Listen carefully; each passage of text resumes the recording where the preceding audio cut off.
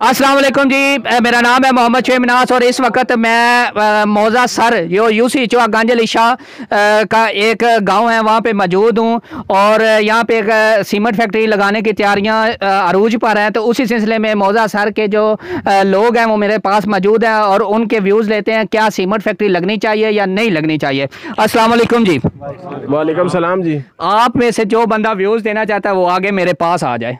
बुजुर्गों आप आ जाएं। जी जनाब। अच्छा, आपका नाम क्या है जी? मोहम्मद खान नाम है जनाब। मोहम्मद खान साहब, आप मुझे ये बताएं कि क्या ये फैक्ट्री लगनी चाहिए या नहीं? पंजाबी में या उर्दू में बात करें? जिस तरह कहेंगे उसी तरह बात करने के लिए तैयार हैं। फैक्ट्री किसी कीमत पे नहीं लगनी चाहिए। आपका किस गांव से ताल्लुक है? हमारे सर गांव से ताल्लुक है। परदेशी इसका हूँ, 75 साल उम्र हो गई है। हमें पता है कि इस फैक्ट्री के नुकसान कितने हैं और फायदा कुछ नहीं है।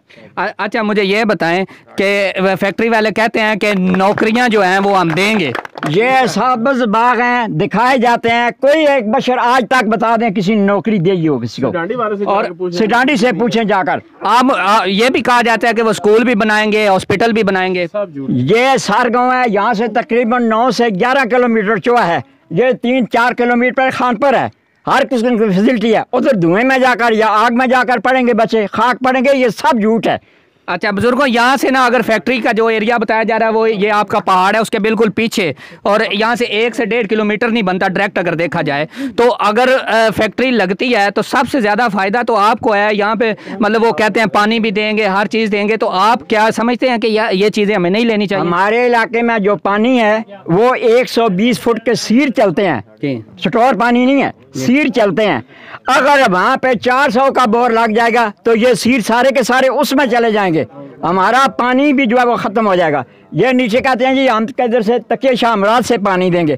तकिया शाह मुराद का पानी 75 से 80 फुट तक है, इससे नीचे पानी नहीं है। ये सारा सेम का पानी है जो इकट्ठा होता है, वो भी खींच कर ले जाएंगे। वो किधर जाएगा जी? ये सब बातें झूठ है, कोई असल बात पर नहीं आ रहा है। फैक्ट्री नहीं लगनी चाहिए, इतना गर्दो आलूद होगा जिसका कोई अंदाजा नहीं।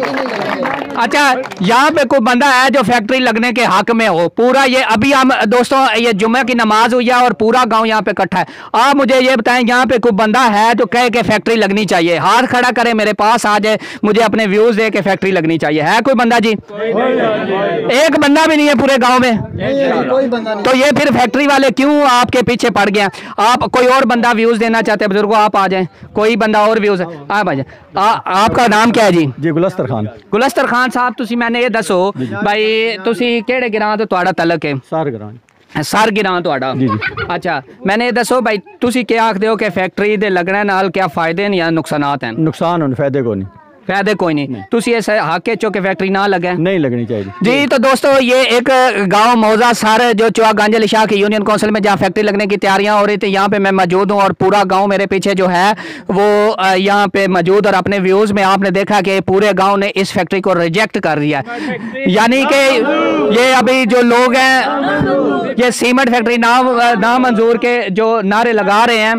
तो आप देखें कि ये आवाम क्या चाहती है और कुछ जो सीमेंट फैक्ट्री वाले लोग हैं वो क्या चाहते हैं। ये सारा फैसला अब आप पर है और मेरी महकमाना लोगों से भी अपील है और मेरी पूरी जितनी भी परवेज इलाही साहब से अपील है कि हमारे इलाके की बचत की जाए, हमारे इलाके को तहफ़्फ़ुज़ दिया जाए और सीमेंट फैक्ट्री ना लगाई जाए।